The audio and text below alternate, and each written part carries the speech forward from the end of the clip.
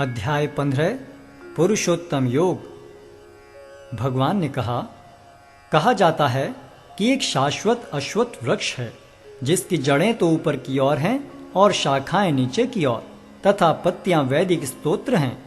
जो इस वृक्ष को जानता है वह वेदों का ज्ञाता है।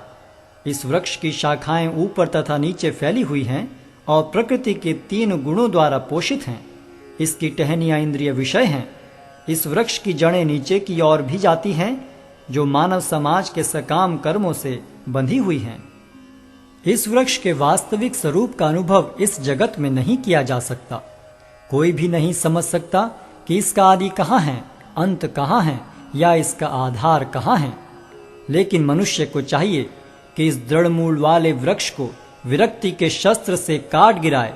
तत्पश्चात उसे ऐसे स्थान की खोज करनी चाहिए जहां जाकर लौटना न पड़े और जहां उस भगवान की शरण ग्रहण कर ली जाए जिससे अनादिकाल से प्रत्येक वस्तु का सूत्रपात तथा विस्तार होता आया है।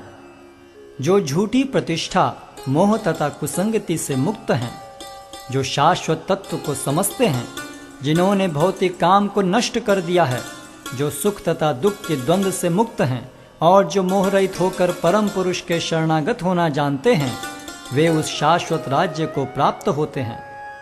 वह मेरा परम धाम न तो सूर्य या चंद्र के द्वारा प्रकाशित होता है और न अग्नि या बिजली से। जो लोग वहां पहुंच जाते हैं वे इस भौतिक जगत में फिर से लौट कर नहीं आते। इस बद्ध जगत में सारे जीव मेरे शाश्वत अंश हैं। बद्ध जीवन के कारण वे 6 इंद्रियों से घोर संघर्ष कर रहे हैं जिनमें मन भी सम्मिलित है। इस संसार में जीव अपनी देहात्म बुद्धि को एक शरीर से दूसरे में उसी तरह ले जाता है जिस तरह वायु सुगंधि को ले जाता है। इस प्रकार वह एक शरीर धारण करता है और फिर इसे त्याग कर दूसरा शरीर धारण करता है।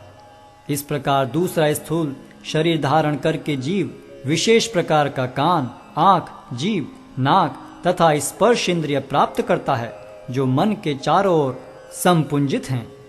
इस प्रकार वह इंद्रिय विषयों के एक विशिष्ट समुच्चय का भोग करता है।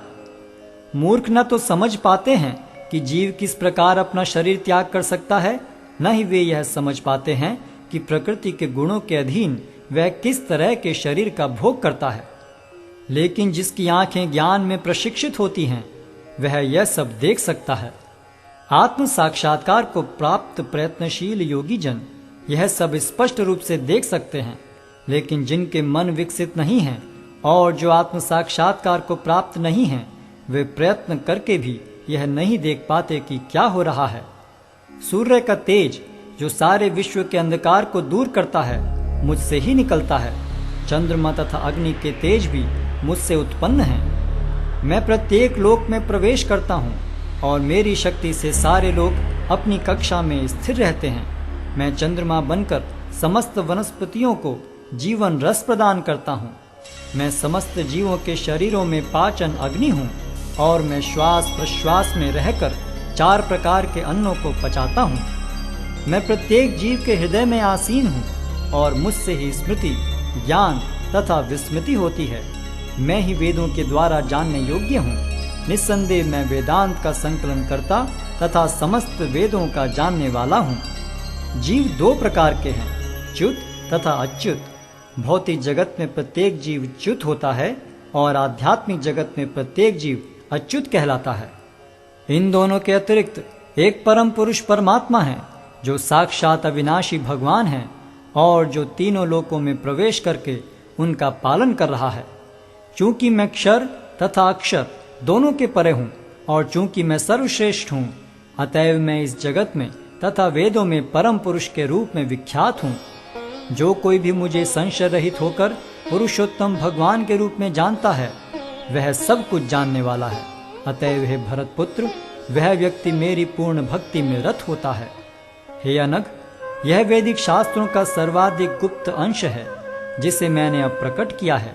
जो कोई इसे समझता है वह बुद्धिमान हो जाएगा और उसके प्रयास पूर्ण होंगे।